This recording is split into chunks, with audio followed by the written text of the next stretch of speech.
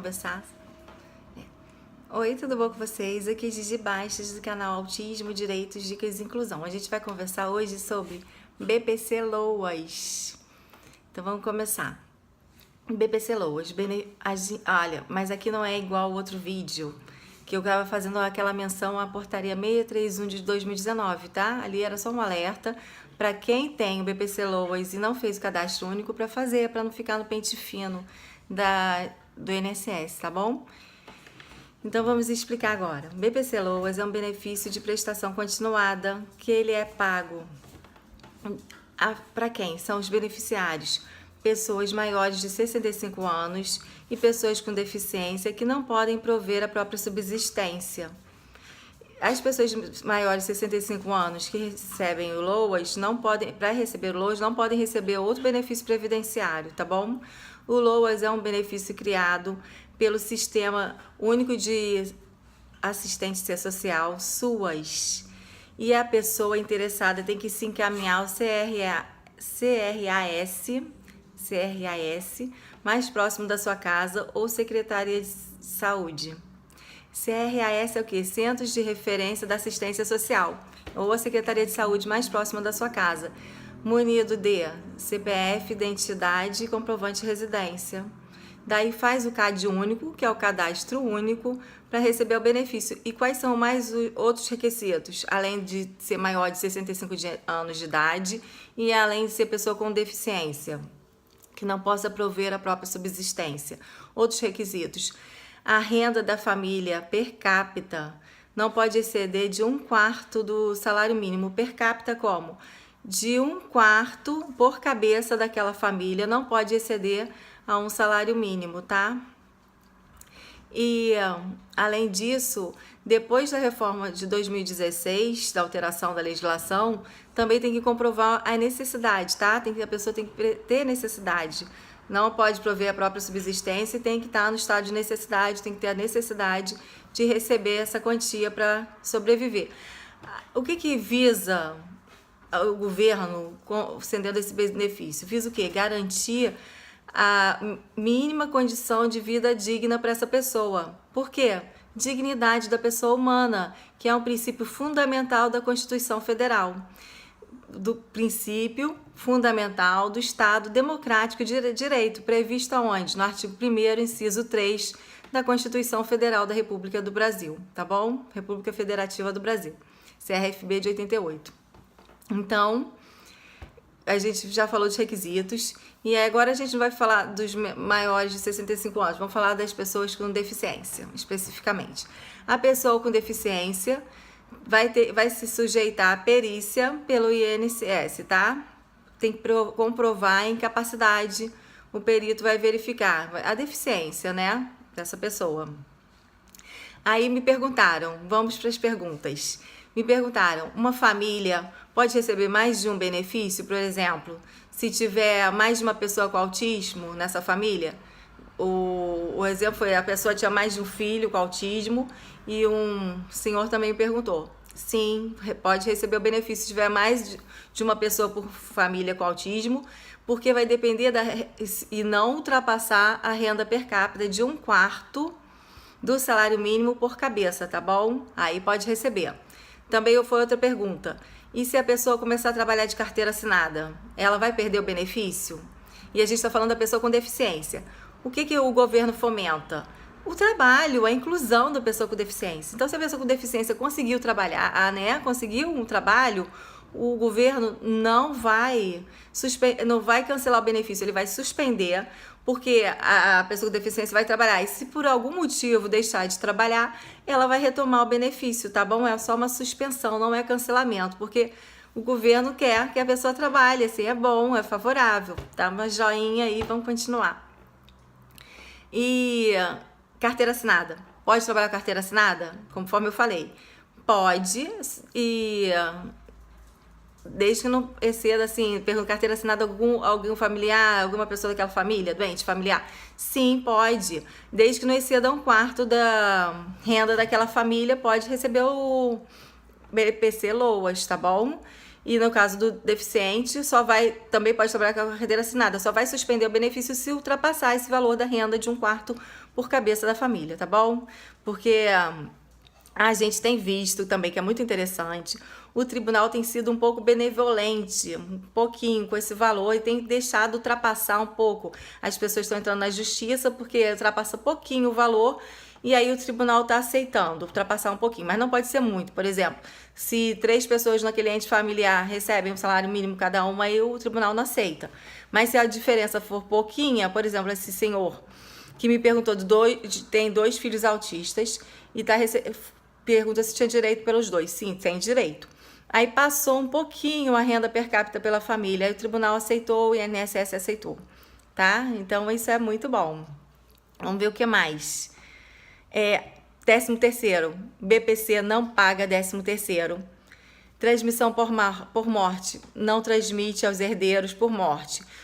Só transmite se ele não pegou no período que estava vivo, né? Ele não pegou, aí aquele período ele faz jus, tá? Os herdeiros fazem jus, podem ir lá pegar, sacar. Mas porque ele não pegou enquanto ele estava vivo, tá bom? Mas não transmite por morte e nem percebe 13º. Já falamos os requisitos. E uma coisa muito interessante, me perguntaram assim, isso tinha que ser logo no início, se autista tem direito a receber o PPC Loas? Sim, claro que tem, ele é deficiente. Pessoa com autismo é uma pessoa com deficiência. Aí querem saber, nas perguntas que eu recebi, se todos os autistas podem receber. Olha, qualquer pessoa com deficiência pode receber. Aí, desde que preencha os requisitos, quais sejam, a renda daquela família não exceda 1/4 do salário mínimo por cabeça, per capita, e que comprove, né, lá na Previdência Social, Sistema Único de Assistência Social, que ele tem a deficiência, né, que vai ser por perito, vai comprovar. E grau, me perguntaram quanto ao grau. Olha, essa questão do grau, lógico, a pessoa com deficiência recebe independentemente do grau. E o grau a gente dividia, até você vai ver nos vídeos, a gente dividia em severo, moderado e leve, conforme o CID-10, que viveu aí, está em vigor há uma década. Só que agora ele está sendo alterado. O CID-11 vem aí com toda a força. E o CID-11 não faz distinção de grau. Não. O CID-11 ele faz distinção em pessoa com deficiência, pessoa com deficiência intelectual, pessoa com atraso na linguagem. Então, como é que vai ser isso? Porque você vê a reforma da Previdência 8, parágrafo 3º. Se o CID-11 retira os graus, como é que vai ser isso? Não é? Não vai como?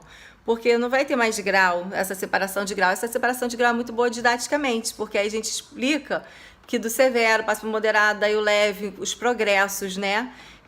A evolução assim, dos tratamentos multidisciplinares e do tratamento em casa, da estimulação em casa, porque o tempo que passa na escola, o tempo que passa nas terapias é muito inferior ao tempo que passa em casa sendo estimulado pela família, né?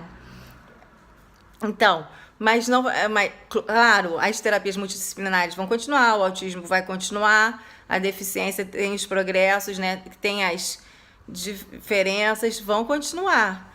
O que vai mudar mesmo na prática e na teoria vai ser a classificação do CID, que vai ficar diferente, e a gente vai fazer uma live só para o CID-11 e falar sobre as diferenças agora que virão, né? Com toda a força no CID-11. E não vai ter mais essa diferença entre severo, moderado e leve, tá? É uma diferença, assim, que os autistas leves estão satisfeitos, estão agradecendo, eles não gostam dessa diferença, tá? Que eles falam que o autismo é autismo mesmo sendo leve. E porque o autismo não tem cura, mas tem tratamento, né? Evolui, é muito bom, assim, você vê os progressos. É muito satisfatório para as pessoas com deficiência e para os seus familiares. Estou no quarto do Enzo, aqui os brinquedinhos dele. Vou aproveitar para usar o quadro dele para mostrar, porque eu falo o tempo todo assim, requisito, né, para receber o BPC Loas. Eu falo o tempo todo em que 1/4 relação à renda, vou botar aqui, renda familiar. 1/4 per capita. Per capita é o quê? Por cabeça. daquele ente familiar, daquela família, tá? Por enquanto é o quê? Companheiros, cônjuges, filhos até 21 anos ou mais, se inválido, né? E inválido ou deficiente, né? Porque tá escrito inválido e agora a reforma da Previdência falando inválido, mas é pessoa com deficiência, menor de 21 anos ou acima de 21 anos com deficiência, per capita por família. E a reforma da Previdência está visando alterar, diminuir esse núcleo, esse ente familiar, tá? Mas é desfavorável, prejudicial e a gente espera que não altere. Então, per capita por cabeça. Então, o que significa? Significa que no salário mínimo vigente de R$ 998, por exemplo, dividido por uma família com 4 pessoas, por exemplo. E aí, então, vai ser 4. É per capita por ente da família, pelas 4 pessoas. Vou dar um exemplo. Pai, mãe, 2 filhos, tá? Pode ser qualquer outro exemplo. Eu dei esse exemplo de pai, mãe, 2 filhos, mas pode ser outro. E aí, por 4, que aí esse exemplo que eu dei tem 4 pessoas. Dá o quê? R$ 249,50 por cabeça. Esse por cabeça, que a gente fala que não pode exceder um quarto da renda per capita por cabeça do ente familiar. Os tribunais têm aceitado, conforme eu falei ali, eles têm aceitado um pouquinho dessa diferença por cabeça, porque a família comprova que tem muito gasto com remédio, por exemplo, sabe? São muitas terapias, assim, ela tem que comprovar que ela tem muita despesa, aí o tribunal tá aceitando, mas ele aceita um pouquinho essa diferença para mais. Alguns julgados têm aceitado, os tribunais têm sido benevolentes em relação a isso. Aí, como eu falei no vídeo, a diferença tem que ser pouquinha, porque se for um salário mínimo por cada família que receba no trabalho, aí os tribunais não aceitam. E também a questão da carteira assinada, eu já falei no vídeo. Carteira assinada, se não exceder esse valor, pode continuar recebendo PPC tendo a carteira assinada. E se ultrapassar esse valor, é a pessoa com deficiência, estiver trabalhando, como o governo fomenta o trabalho, então o benefício vai ser só suspenso, tá bom? E vamos passar para lá, continuar lá o vídeo diferente. Agora já mostrei quase, já dei o exemplo de qual é esse cálculo. Também tem o requisito muito importante do estado de necessidade. Assim, a família tem que comprovar que tem necessidade de receber o benefício, né? Que nenhuma outra pessoa da família apoie, né? Financeiramente, ela tem que comprovar que ela não tem condição de prover a própria subsistência, tá? O governo ela vai obter um cartão magnético para retirar o benefício e o CRAS, que eu falei, é aquela Centro de Referência de Assistência Social ou Secretaria de Saúde, próxima à residência da pessoa, para ela se encaminhar. Já falei medido dos documentos necessários. E vamos ver lá no vídeo um bate-bola do que faltou, de quais as perguntas. E se vocês tiverem perguntas, enviem para mim, que aí eu respondo, tá? E se inscreva, mande seu e-mail, que aí eu mando um e-book assim explicadinho para você. E vamos conversar e bota aí nos comentários o que você quer, quais são as suas perguntas, que aí eu faço vídeo explicando a pergunta, bem explicadinho, porque a pergunta de um pode sanar a dúvida de muita gente. Antes eu fazia pelo minha página no Face, Autismo, Direitos, Dicas e Inclusão, e respondia por escrito para uma pessoa. Agora eu fazendo por vídeo, eu respondo para muito mais pessoas, ajudo mais pessoas, tá? Então, por favor, mandem para mim as perguntas para eu responder. E aí ficou bem explicadinho a questão da renda.